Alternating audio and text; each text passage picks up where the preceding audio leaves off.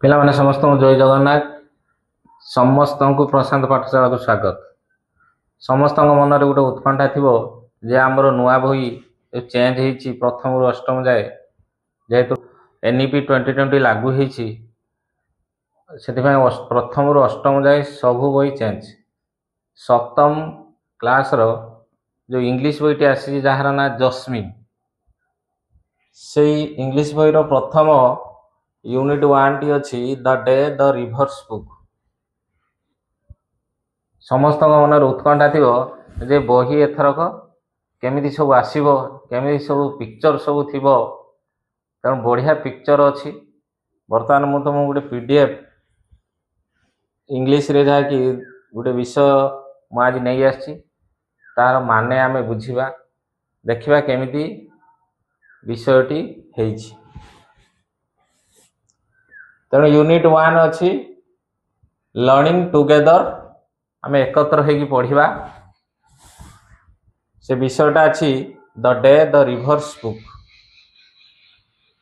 ଗୋଟେ ଦିନ ଯାହାକି ନଦୀ କହିଲା। ତାହେଲେ କାହାକୁ କହିଲା ନଦୀ, କିଛି କଥା ସେ ବିଷୟରେ ଆମେ ଜାଣିବା। ତାହେଲେ ଆମେ ବିଷୟକୁ ପଢ଼ିବା ପୂର୍ବରୁ ଏଠି ଦେଇଛି close your eyes and quietly listen to the sounds around you for a minute. ଗୋଟେ ମିନିଟ୍ ପାଇଁ ତୁମ ଆଖିକୁ ଯଦି ବନ୍ଦ କରିକି ତୁମେ ଶାନ୍ତ ଭାବରେ ଶୁଣିବ ବାହାରେ ସବୁ କ'ଣ ସବୁ ଚେଁ ଚାଁ ପେଁ ପାଁ ବା ସବୁ ଶବ୍ଦ ଶୁଭୁଛି।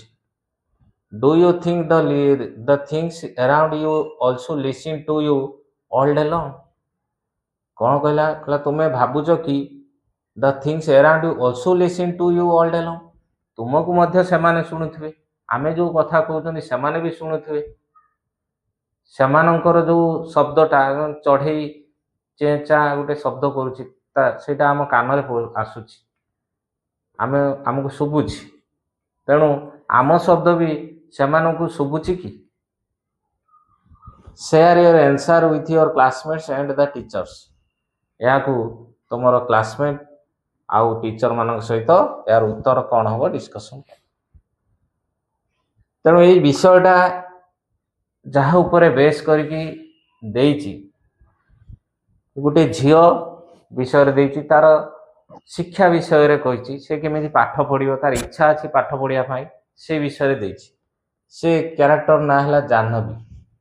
ସେ ଝିଅର ନାଁ Janhvi. Janhvi was A bright young girl. Janhvi ଜଣେ bright young girl. C lived with Har parents and 3 brothers in a coastal village in India. ପିଲାମାନେ କୋଷ୍ଟାଲ ମାନେ ଜାଣିଛ ସମସ୍ତେ ଯେ ସମୁଦ୍ର କୂଳ ବା ନଦୀ କୂଳକୁ କୋଷ୍ଟାଲ କହନ୍ତି। ସେ ତାଙ୍କ ବାପା ମାଙ୍କ ସହିତ ଆଉ 3 ଭାଇ ସହିତ ସେ ରହୁଥିଲା କୋଉଠି, ଗୋଟେ ନଦୀ କୂଳିଆ ଗାଁରେ ରହୁଥିଲା। ହର୍ parents worked on the farm. ତାଙ୍କ ପିତାମାତା ଗୋଟେ ଫାର୍ମରେ କାମ କରନ୍ତି। C had A dream. ତାର ଗୋଟେ ସ୍ୱପ୍ନ ଥିଲା। କ'ଣ ସେ ସ୍ୱପ୍ନ ଆମେ ଏଇଠି ଜାଣିବା।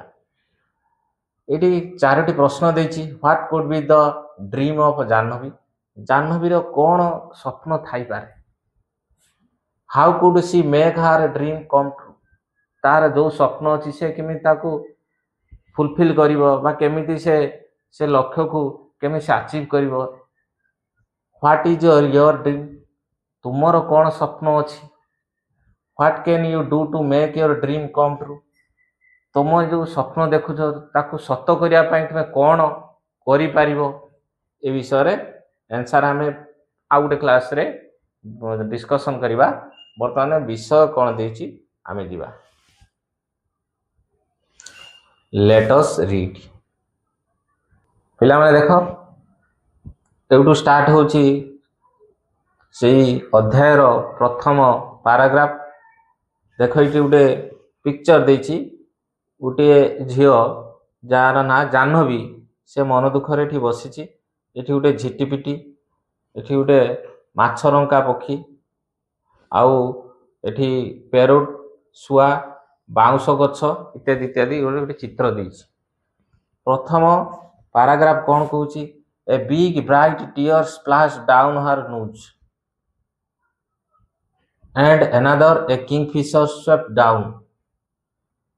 ଗୋଟିଏ ବଡ଼ ଉଜ୍ଜଳ ଲୁହଟୁପା ଯାହାକି ପ୍ଲାସ୍ଡ ଡାଉନ୍ ହାର୍ ମୁଜ୍ ତା ନାକ ଦେଇକି ତଳେ ପଡ଼ିଲା, ପାଣିରେ ପଡ଼ିଥାଇପାରେ। ଏଣ୍ଡ ଏନାଦର ଆଉ କ'ଣ ନା ଏ କିଙ୍ଗ ଫିଶର ସ୍ୱେପ୍ଟ ଡାଉନ୍, ଆଉ ଗୋଟିଏ ମାଛରଙ୍କା ପକ୍ଷୀ ସେ ବୁଡ଼ିଲା ସେତେବେଳେ ଆସି, ଯେତେବେଳେ ଜାହ୍ନବୀର ଲୁହ ତା ନାକ ଦେଇକି ପଡ଼ୁଥାଏ ପାଣିରେ, ସେତେବେଳେ ଗୋଟେ ମାଛରଙ୍କା ପକ୍ଷୀ ବି ଡୁବକି ମାରୁଛି ନଦୀକୁ। ଇଟ୍ସ ୱିଙ୍ଗସ୍ ଆନ୍ arrow of blue in the sunlight, ତାର ଯୋଉ ପକ୍ଷ ସେ ତୀର ଭଳି, ଯେହେତୁ ସେ ପାଣିକୁ ବୁଡୁଛି, ତୀର ଭଳି ଦେଖାଯାଉଥିବା ତା ପକ୍ଷ ବ୍ଲୁ ଇନ୍ ଦ ସନଲାଇଟ୍, ସୂର୍ଯ୍ୟ କିରଣରେ ସେ ନୀଳ ଦେଖାଯାଉଥିଲା। And a green lizard slithered down to the river's edge to bask in the sun. ସେଇ ସମୟରେ ଗୋଟେ ଝିଟିପିଟି, ସେ ଦେଖ ଏଠି ପିଲାମାନେ ସ୍ଲିଦର୍ଡ ମାନେ moved smoothly by sliding from side to side, ଧୀରେ ଧୀରେ ସାପ ଯେମିତି ଧୀରେ ଧୀରେ ଯାଏ, ସେମିତି ଝିଟିପିଟିଟି ଧୀରେ ଧୀରେ ଗୁରୁଣ୍ଡି ନଦୀର କୂଳକୁ ଆସିଲା। କାହିଁକି?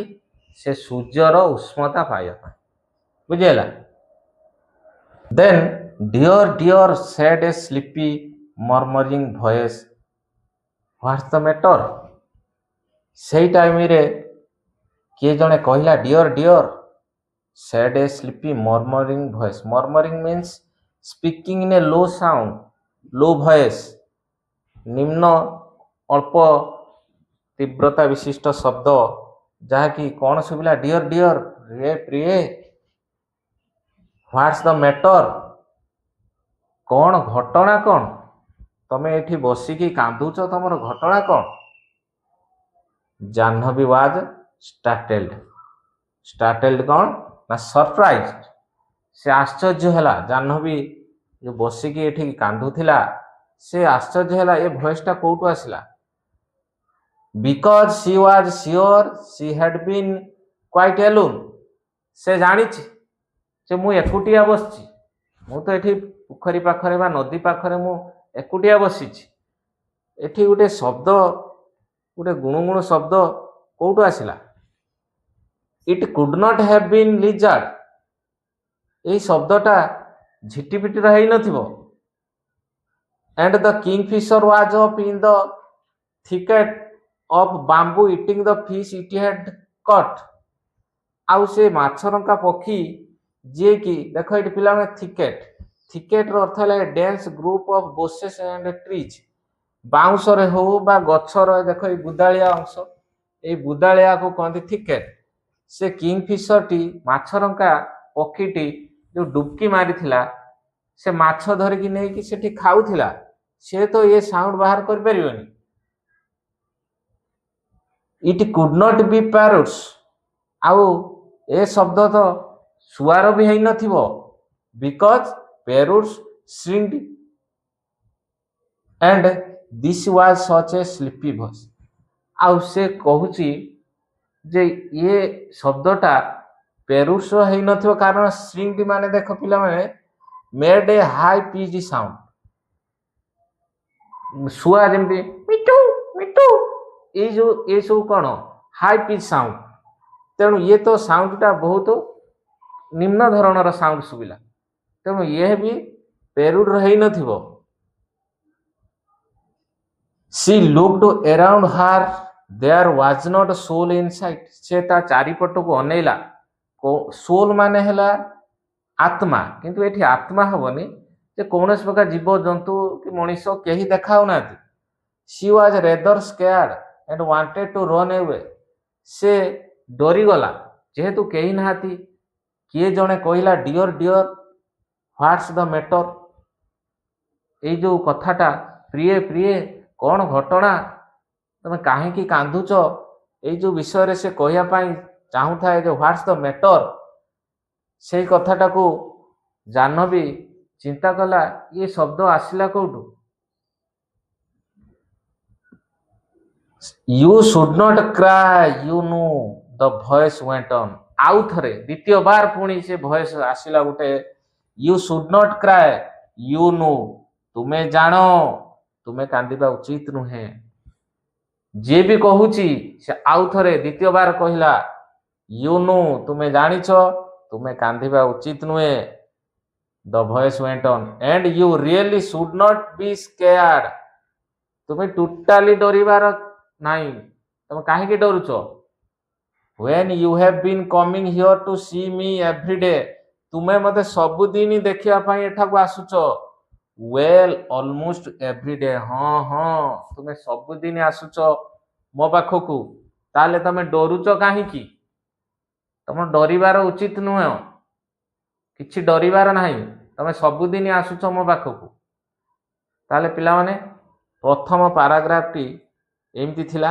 एना माने बुझेई देली नेक्स्ट पाराग्राफ आमे आउटे भिडियो रे बुझेबा जदि भल लागिछि ताहले निश्चित भाव रे लाइक कमेंट शेयर करियो चैनल को भी सब्सक्राइब करियो आगु आगु सब विषय वीडियो ए चैनल अपलोड होबो रहउछि धन्यवाद।